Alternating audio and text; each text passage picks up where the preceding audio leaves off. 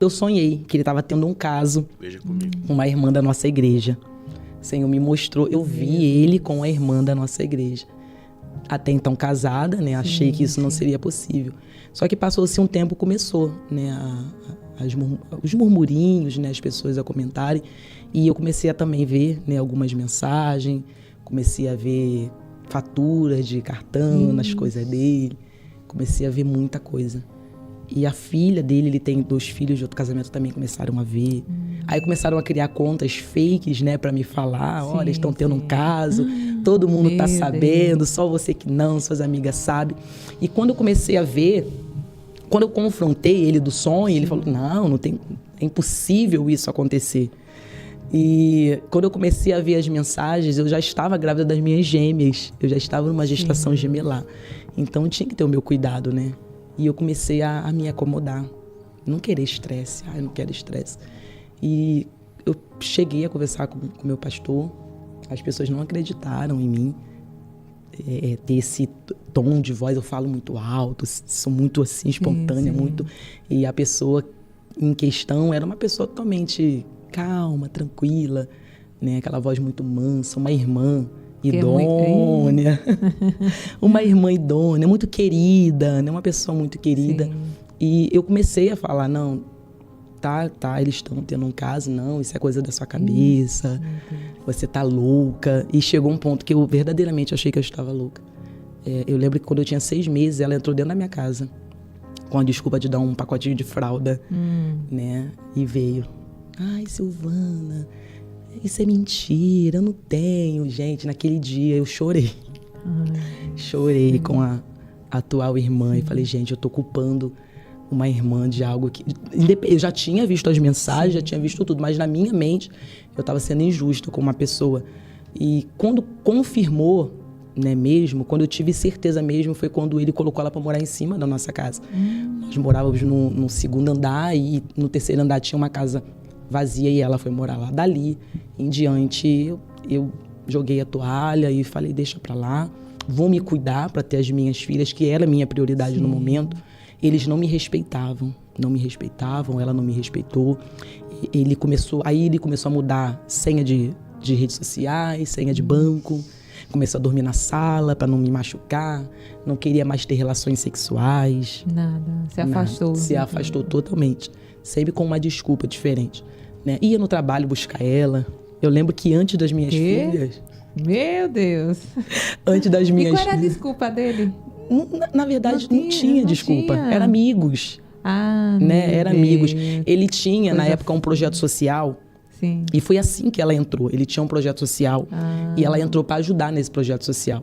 Só que ele era o tipo de pessoa que ele queria ser elogiado, adorado. E eu não era esse tipo de pessoa. Sim. E ela foi na vida dele. Quando ele entrava dentro de casa, ele falava, ai, você não me elogia, você não tem admiração por mim, a fulana me elogia, porque ele queria ser endeusado. Então ele encontrou alguém que colocasse ele no pedestal que ele queria estar. Só que no meu pedestal tinha o Senhor.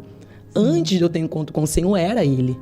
Tudo que ele falava era uma ordem, a roupa, ele não gostava, que eu amo toda hora estar com um cabelo diferente, eu não podia, as minhas roupas, ele que escolhia, tudo ele que me controlava. Misericórdia. Só que quando o Senhor entrou, ele perdeu o controle. Eu não controlo minha vida, dirá, ele iria controlar. Então ela entrou nesse ambiente, né? Ele ia buscar, porque era amizade. E antes da minha gestação eu trabalhava, pegava metrô ali lotado, ele nunca foi me buscar no trabalho. Sempre vim de transporte público. Buscava, presenteava. E quando eu falo que ela... Eu creio, eu tenho certeza absoluta que quem me deve e deveria respeito foi ele. Ele deveria ter me respeitado, porque ele tinha tido uma aliança comigo. Mas ela como irmã em Cristo também. Porque ela tinha o casamento dela. Certeza. Nós éramos da mesma igreja. Eu era nova convertida, ela não era nova convertida. E uma menina nova, ela mais velha, ela também poderia ter se colocado no lugar dela. E ela não preservou em nenhum momento. Ela postava presentes que ele dava. E eu sabia que era porque ele dava para mim. Eu lembro que na empresa dele, na Páscoa, ele ganhava caixas de ovos, de bombom. Então eu sabia todo ano o que ganhava. E no primeiro ano que ele disse que não ganhou, ela postou. Olha o que eu ganhei aqui no trabalho. E era o mesmo ovo. que eu comia todo ano. E ela já eles não tinham mais decência, eles não escondiam mais. Sim. E eu lembro que quando ela foi morar em cima da nossa casa, ele esperava ela chegar do trabalho na varanda. Ele chegava em casa, tomava banho, a empregada aqui doméstica fazia comida, ele jantava e ficava lá na varanda esperando ela. Quando ela chegava, eles subiam pro terraço, ficavam lá no terraço. Até as tantas eu ia dormir, nem via a hora. Ele pegava o meu filho de 5 anos com a desculpa de brincar com o filho dela, que ela tinha um filho. Se trancava dentro da casa dela pro meu filho jogar videogame. Nossa. Eu lembro que um dia o cano dela quebrou e ela desceu de toalha para chamar ele. Meu Deus, enrolada na toalha. E ele foi correndo. Crente não, que isso não é crente, né, gente? Foi correndo ajudar. Então começou a chegar em uns tempos muito difíceis. Aí quando eu completei os meus 6 meses de gestação, eu passei muito mal, me estressei, eu passei muito mal e fui para a maternidade correndo. E eu liguei para ele me levar, ele falou, não, pede suas amigas. E em outra contrapartida, buscando uma mulher saudável no trabalho, com um bem que nós adquirimos trabalhando junto. E nesse dia que ele mandou eu buscar, porque eu discuti com o dono da nossa casa, né? Nós morávamos numa casa alugada, eu discuti, comecei a ficar pálida, né? Eu tive uma abertura no colo do útero e eu fui para a maternidade de ônibus. Não tinha nem dinheiro para ir de táxi, né? Na época, não sei se já existia o Uber. E eu fui sozinha. Ali naquele caminho do hospital, eu falei, Senhor, eu vou cuidar agora das minhas filhas, chega. Aí cheguei na maternidade com uma amiga minha, Marluce, ela me acompanhou, ela, Silvana, você tá pálida. Tô preocupada, eu fiquei apavorada de perder minhas filhas. Então, naquele dia ali, eu falei, eu não vou perder minhas filhas por causa desse homem. Então, me acomodei, deixei pra lá. Continuei a minha gestação, ele e ela vivendo o que eles queriam viver, desmentem até hoje. 10 anos depois, era mentira, não teve. Então, deixei. Aí, quando eu ganhei as minhas filhas na maternidade, eu falei pra ele, eu sei que você tá tendo um caso com a fulana, se você quiser eu te perdoo. Ele não falou nada. Não falou nada. E a minha pastora Silvana, eu creio que é um recomeço que Deus tem pra vocês. Só que não tinha recomeço. Só que não tem como um só querer, né? Um casamento, eu creio veemente na restauração de um casamento e o que Deus ele pode fazer no casamento. Porque eu tenho vários testemunhos de mulheres assim que eu acompanhei e hoje tem um casamento restaurado, mas o outro precisa querer e ele não queria. Ele queria essa vida. Aí passou-se um tempo, tive as meninas e eu falei, eu quero me mudar daqui. Eu queria sair debaixo da casa dela. Me mudei, fui para outra casa. 1 mês das minhas filhas, nós fomos para um passeio da nossa igreja. A igreja ia para um retiro, vamos, você precisa ir, você é animada, você é alegria. Eu fui, enchemos o carro com berços, os irmãos me ajudando, levando as coisas das crianças. Com 1 mêsinho, elas iam completar 2 meses e fomos para esse passeio. Nesse passeio, foi a gota d'água, foi o que estava faltando para mim tomar uma decisão. Eles agindo de maneira assim, como um casal. Como se eu estava ali sobrando, eles agindo como um casal, brincadeiras dentro da piscina, o sítio no escuro, eles lá no canto, tomando banho, os 2 sozinhos no chuveirão, sabe? O total desrespeito. E eles ficaram de uma forma... Aí nesse retiro que as pessoas começaram a ver, não, ela não tá louca. Não, ela não tá louca. Aí começaram a vir, não, fica calma. Eu falei, gente, eu não vou fazer nada não. Porque eu tinha aquele rótulo de brigona, eu era muito brigona antes de ser convertida. Falei, não vou fazer nada não, pode ficar tranquila. Quando chegou em casa, fiquei os 3 dias aturando tudo isso. Quando chegou em casa, botamos as malas e eu falei para ele, não precisa nem desfazer a sua mala. Pode pegar as suas coisas e se retirar da minha casa. Aí ali ele tentou, né, ter algumas discussões, né, ainda me ofendeu, começou a falar algumas coisas bem desnecessárias. Né? Aí ele tentou ainda me agredir, né? O meu sobrinho, graças a Deus, o meu sobrinho estava comigo. Sim. Ele falou, não, você não vai agredir minha tia não, vai embora, depois vocês conversam. Aí ele foi embora.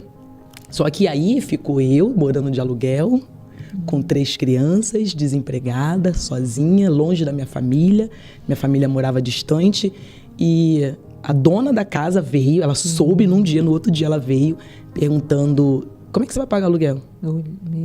Porque o casamento acaba, é assim mesmo, um homem arruma outra, mas o importante agora é ele te sustentar. Eu falei, não, pode ficar tranquila que isso vamos honrar. Só que começou a dor de cabeça, ele não queria pagar o aluguel.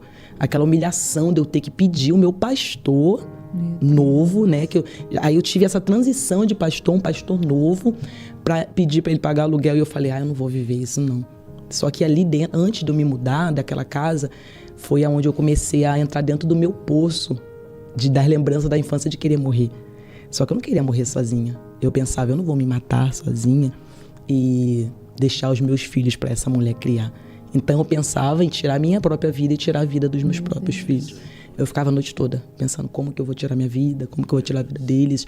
Eu morava num lugar alto e eu pensava, eu vou jogar eles, depois eu pulo. Diversas coisas. Mesmo, Diabo agindo de uma forma poderosa. E como eu não conseguia mais me movimentar, eu não conseguia fazer nada, eu não conseguia ir no mercado sozinha com 3 crianças, 2 bebês recém-nascidas, eu comecei a depender das pessoas para tudo, até para ir para a igreja. Então, como eu não queria mais incomodar, eu parei. Parei de ir para a igreja, parei de orar, parei de buscar. E eu comecei a entrar em depressão. Me emagreci demais. Eu me olhava no espelho, porque eu ainda estava me recuperando do meu resguarde, amamentando. Eram gêmeas, então tinha dias que eu dava amamentação e eu não tinha mais força, eu ficava fraca. Não conseguia nem chorar, não conseguia nada, porque eu tinha que cuidar daquelas crianças e meu filho de 5 aninhos vendo isso tudo. Então eu comecei a entrar em depressão, aí eu comecei a ver vulto dentro de casa. Só que nesse momento dessa pressão, eu não lembrava da Silvana da intercessão, não lembrava da Silvana da oração. Quantas pessoas manifestavam e eu estava ali expulsando? Não tinha isso. Era eu sozinha, num poço a qual eu mesma entrei. E eu comecei a ver os vultos, eu começava a ouvir voz, eu levantava toda hora de madrugada. Silvana, eu ia lá, oi! Aí eu abria a porta, ia no corredor, não era ninguém. Os brinquedos quebrados, tocando. Eu lembro que no dia que o Senhor abriu os meus olhos, né, que eu falei, gente, eu vou ficar louca, eu vou morrer dentro dessa casa. Meu Deus. E eu não contava pra ninguém, porque depois que as pessoas descobriram, elas não iam na minha casa orar, elas iam pra saber como é que foi, como é que você descobriu, Olha só. né? Outras iam pedir perdão, você tinha razão, né?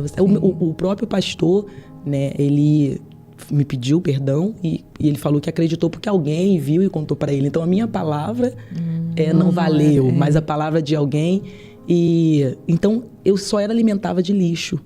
E naquele momento, eu era a vítima, mas eu também me coloquei naquele vitimismo, porque todo mundo indo lá saber como é que você estava, só que não tinha oração. Aquilo não era saudável. Não. E eu comecei a me afundar. Eu lembro que quando eu mandei uma mensagem para uma psicóloga, que ela já tinha tratado comigo em relação ao abuso, eu falei para ela, não tenho condições de pagar. Não tenho, Georgina Porto. Até hoje eu sou eternamente grata a ela, eu não tenho condições de pagar. Ela falou, vem. E eu fui. Quando eu cheguei lá, ela falou para mim, cadê a Silvana? Porque eu tava irreconhecível. Aí eu lembro que um dia, quando o Senhor começou a abrir os meus olhos, era de madrugada, eu tava chorando no chão. O chão era a minha cama. Chorava de noite. Eu botava as crianças para dormir, eu chorava muito. Com aquele sentimento de que tem várias fases daquele processo. Tem a traição. Eu estava acabando de sair de um resguardo de gestação. Aquela sensação de troca, aquela sensação de abandono, de rejeição. Aí você começa a se comparar com a outra mulher. O que faltou? Aí comecei a me condenar. Mas eu fiz tudo. Aquele pensamento de fracasso, eu fracassei. Então, eu levantei para fazer mamada, as minhas filhas eram umas 3 horas da manhã. E eu estava sacudindo a mamadeira na pia e eu olhei pro mobile. Sabe o que é mobile? Aquele que toca no berço, fica tocando?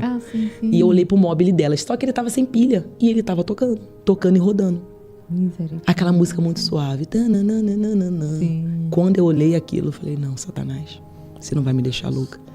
Naquele dia eu falei, Senhor, me ajuda. Se o Senhor não me ajudar, eu vou morrer. Aí eu sentei no chão, peguei o telefone, chegou uma pregação que eu nem sei de onde saiu.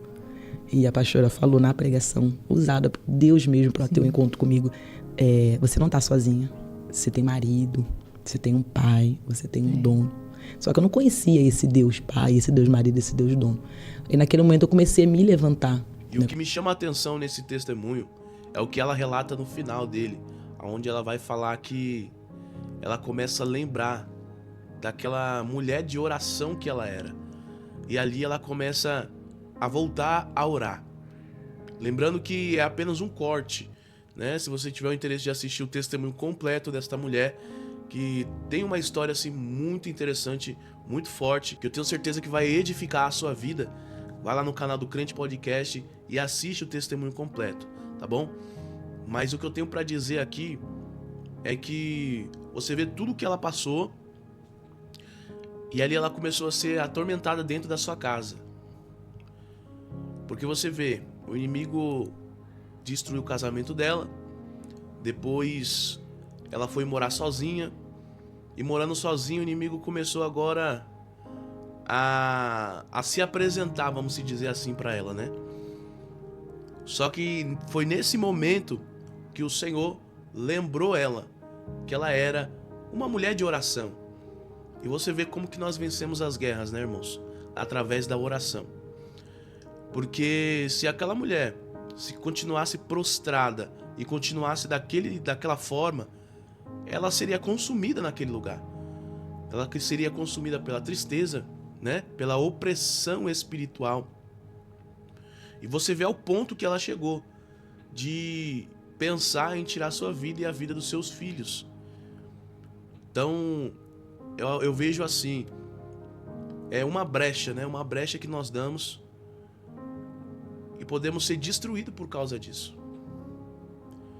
Por isso que nós temos que sempre estar alerta, atentos. Sempre atentos. A palavra do Senhor nos ensina: vigiai e orai. Não adianta você só vigiar e não orar. Não adianta você orar e não vigiar. Então, assim, a vida do cristão tem que ter temperança, tem que ter equilíbrio, tem que ter ali, ó, um e o outro. É que nem aquele texto onde temos que crescer na graça e no conhecimento. Você vê que na vida do cristão tem que ter sempre equilíbrio em tudo. E assim também na nossa vigilância e na oração. Mas eu louvo a Deus pela vida desta mulher que hoje está aí nos contando o seu testemunho, o que passou no seu casamento, o que passou na sua vida e que nos traz sim uma grande lição, né? Então eu espero que você tenha gostado desse testemunho. Se você gostou, deixa aí nos comentários a sua opinião, o que você achou desse vídeo. Se você gostou e tiver o interesse de assistir o testemunho completo, é no canal do Crente Podcast, tá aqui embaixo aqui, ó, créditos, escrito Crente Podcast. Vai lá e assista esse testemunho completo, tá? Lembrando que no canal do Crente Podcast tem muitos outros testemunhos.